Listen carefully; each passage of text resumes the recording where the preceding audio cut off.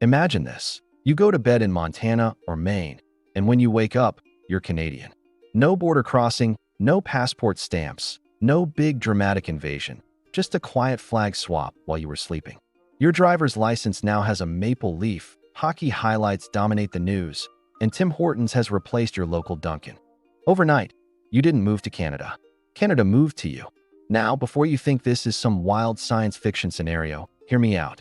This isn't about armies rolling across borders or politicians signing secret treaties. What I'm talking about is the what if, the idea that, with just one twist of fate, certain US states could slip almost seamlessly into Canadian life. Why? Because geography, culture, economy, and history already connect them more to Canada than to the rest of the United States. It's not as far-fetched as it sounds. Remember, parts of today's US, like Maine, Minnesota, and even Washington, were once fiercely disputed territory between the US and British Canada. Entire communities along the border already lived double lives, shopping, working, and even marrying across national lines. Some towns barely notice the border exists. So in this video, we're going to explore 7 US states that could realistically turn Canadian overnight if just one thing happened. No, I don't mean Canada annexing Florida, though Canadians already snowbird there every winter. I'm talking about states that share a deep cultural, economic, and geographic DNA with our neighbors to the north. From the rocky coastlines of Maine to the big skies of Montana, the hockey-loving winters of Minnesota, the prairies of North Dakota, the wild frontiers of Alaska, the maple syrup charm of Vermont, and the rainy coffee culture of Washington state. Each one already feels a little Canadian. So let's dive in. Because sometimes, borders are just lines on a map, and the people on either side already know they're not so different. Why this idea makes sense. Before we start naming states, let's step back and look at why this what if even makes sense. First off, the geography alone is undeniable. The US and Canada share the longest international border in the world. Over 5,500 miles of land and water crossings. That's more than the distance from New York to London and back. And unlike many borders that slice through deserts or mountains, this one cuts straight through communities, rivers, lakes, and even backyards.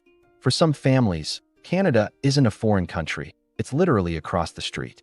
Then there's the culture. Say what you will about stereotypes, but Americans along the northern states often look and sound a lot like their Canadian neighbors. They share a love for hockey, winter sports, maple syrup, and that infamous friendliness that outsiders like to poke fun at. Minnesota nice and Canadian politeness could practically be cousins. Economically, the ties run even deeper. Canada and the US are each other's biggest trading partners. Billions flow back and forth in energy, lumber, manufacturing, and tourism every single year. A sawmill in Maine, a pipeline in Montana, or a grain elevator in North Dakota might be technically American, but their lifelines stretch north into Canada's economy. And let's not forget history. Border disputes once raged over Maine, Minnesota, and even Washington state. Some of these places could have ended up Canadian, with just a different signature on a treaty. Which brings us back to the one thing. All it would take is a political vote, an economic shift, or even a cultural realignment. And suddenly, some states might feel more Canadian than American. So which ones top the list? Let's start with Maine. State 1, Maine. Maine might be the most Canadian-feeling state in all of America. If you look at a map, it's practically dangling off the side of New England, tethered more closely to New Brunswick and Quebec than to Boston or New York. Drive through border towns like Calais, Houlton, or Fort Kent, and you'll notice something right away. People don't really think of the border as a wall. It's a handshake. Families cross back and forth for shopping, jobs, or even hockey games. Historically, Maine almost was Canadian. Back in the 1830s, the US and Britain nearly went to war over Maine's northern boundary in what became known as the Aroostook War, sometimes nicknamed the Pork and Beans War. It was less about cannon fire and more about lumberjacks squaring off in the forests, but the outcome was serious. A treaty finally set the line. But for a while, it was genuinely unclear whether northern Maine would be American or Canadian. The economy here doesn't help to separate things either. Maine's backbone industries, lumber, fishing, paper, and tourism, are identical to those in New Brunswick and Nova Scotia.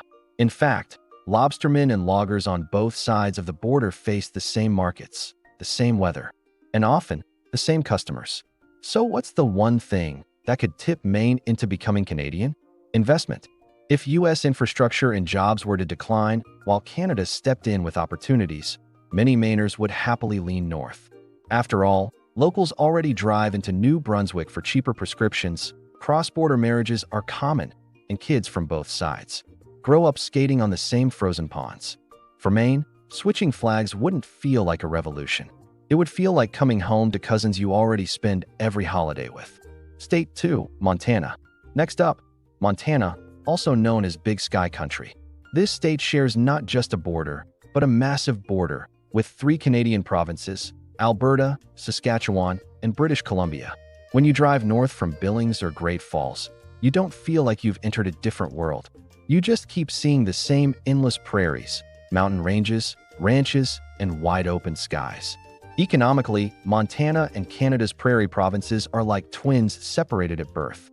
Ranching, oil, mining, and agriculture dominate both sides.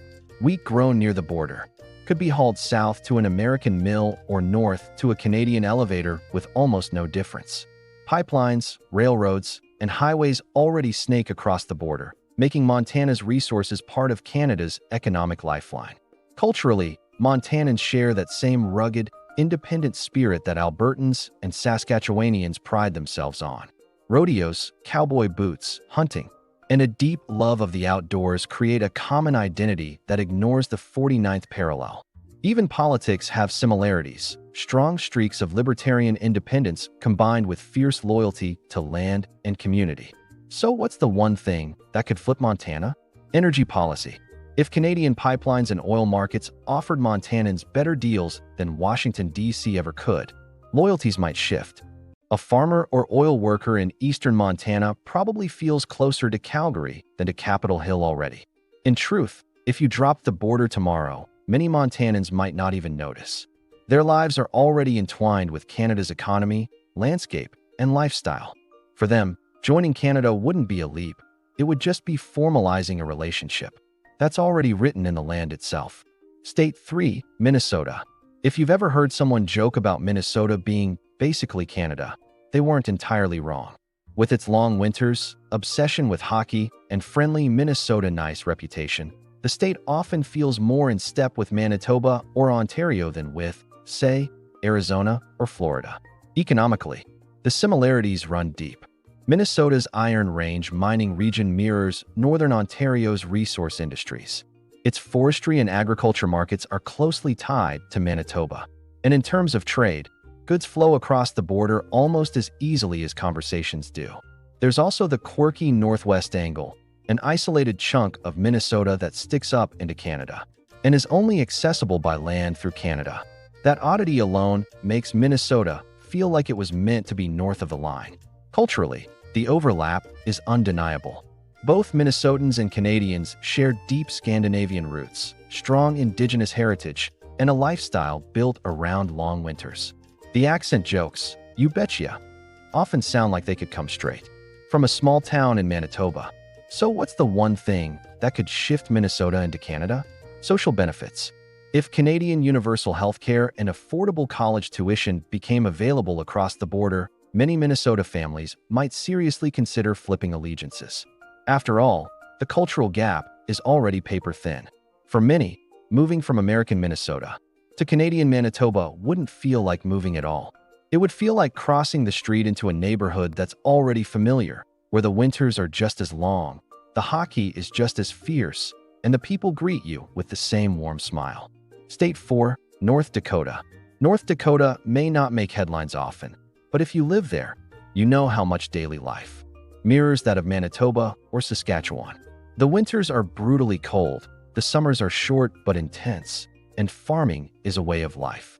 Drive across the border, and you'll see the same wheat fields stretching endlessly toward the horizon, the same cattle grazing in wide pastures, and the same pickup trucks parked outside hockey rinks. The economies are almost indistinguishable.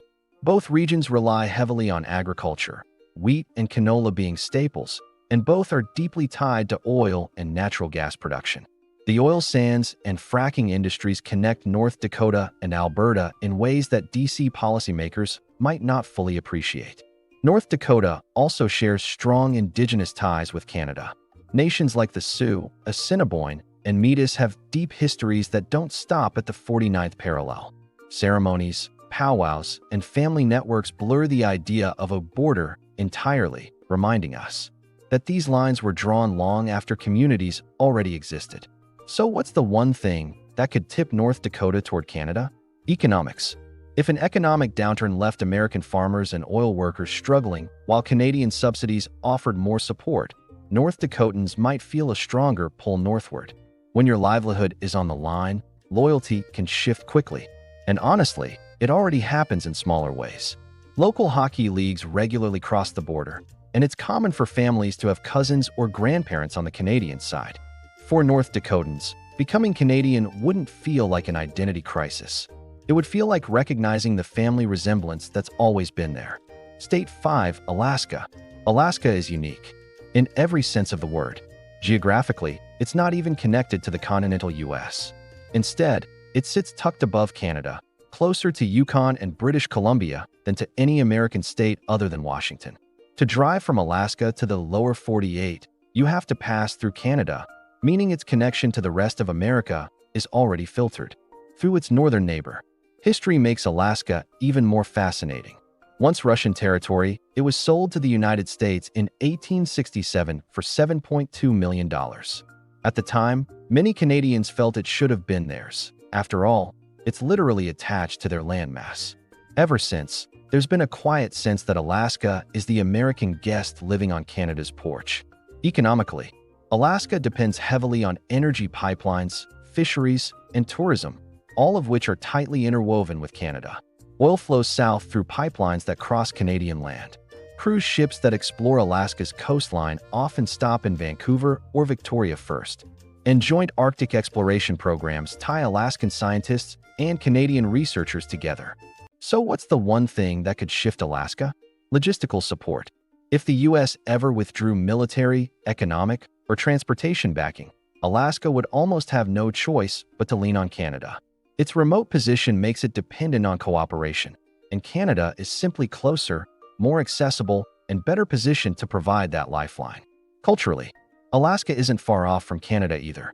Rugged, outdoorsy, resource-driven, and filled with people who thrive in tough climates. It's like Yukon or Northwest Territories, just on steroids. If Alaska ever swapped stars for maple leaves, it wouldn't feel like a radical transformation. It would feel like formalizing the bond that geography and history already created. State 6, Vermont. Now let's head back east to Vermont, a state that feels like Canada's little sibling. Nestled against Quebec, Vermont shares more with Montreal than with Miami. Its rolling hills, dairy farms, and ski resorts have the same charm you'll find just across the border in Quebec's eastern townships. French influence runs deep here, from town names to food traditions. Vermont carries echoes of Quebecois culture. Families often straddle the border, with relatives on both sides visiting without much fanfare. And many Vermonters happily vacation in Quebec, treating it less like abroad and more like a natural extension of their backyard. Then there's the maple syrup rivalry. Canadians proudly dominate global syrup production, but Vermont stands as a strong runner-up. Locals will argue fiercely about whose syrup tastes better, but let's be real. The only people who care this much about maple syrup are Canadians and Vermonters. That's not a coincidence. Politically, Vermont aligns with Canada's progressive values. From environmental protection to renewable energy, Vermont has long pushed green initiatives, often faster than Washington, D.C. can keep up. If Canadian policies moved more decisively on these issues while U.S. politics remained gridlocked, Vermont would find itself nodding along with its northern neighbors. So what's the one thing? A political shift toward green energy and progressive governance. Vermont might see more in common with Quebec City than with Washington, D.C. And considering many Vermonters already pop across the border for vacations, skiing, or shopping, the transition would feel more like reuniting with an old friend than starting something new. State 7, Washington. Finally, let's talk about Washington State, the Pacific Northwest powerhouse. If you look at Seattle and Vancouver, they're practically twin cities separated by a line on the map. Both are tech hubs, both are coastal ports, both are nestled between mountains and ocean, and both share the same rainy, coffee-loving lifestyle. Economically, the ties are undeniable. Seattle's giants, Microsoft, Amazon, Boeing, have deep links to Canada's Pacific tech and aerospace sectors. Vancouver is a growing global hub for film, gaming, and green technology, making cross-border collaboration seamless. Trade flows constantly through ports, fisheries, and lumber routes that don't stop at the border. Culturally, Washington feels closer to British Columbia than to much of the U.S. The people here are progressive, environmentally conscious, and deeply connected to nature. Hiking, skiing, biking, and kayaking are weekend rituals. That's exactly the same lifestyle you'll find across the border in Whistler or Victoria. So what's the one thing that could make Washington lean Canadian? Federal politics. If Washington, D.C. passes laws that clash sharply with Washington state's values, whether environmental, social, or economic, the state might find itself more aligned with British Columbia's worldview. And let's be honest, when you're sipping espresso in a rainy Seattle cafe, surrounded by evergreen forests and snow-capped peaks, it doesn't feel all that different from sipping espresso in Vancouver. The culture already overlaps so much that if Washington ever became Canadian, most locals would probably shrug and say, well, that makes sense. For Washington, crossing that line wouldn't feel like a loss of identity. It would feel like recognizing that they've been living the Canadian lifestyle all along, just with slightly different spelling on their road signs. Wildcard discussion, other possible states. Now, before we finish our list, it's worth pointing out a few wildcards, states that didn't make the top 7 but still carry a strong Canadian flavor. Take Michigan's Upper Peninsula, for example. If you've ever been there, you know it feels more like Ontario than Detroit. With its remote forests, lakes, and mining towns, the UP could probably blend into Canada tomorrow, without anyone blinking. Then there's New Hampshire, which might surprise you. While small, its proximity to Quebec means plenty of cross-border family ties and cultural spillover. French names, foods, and traditions seep south from Canada and mix naturally with New England life.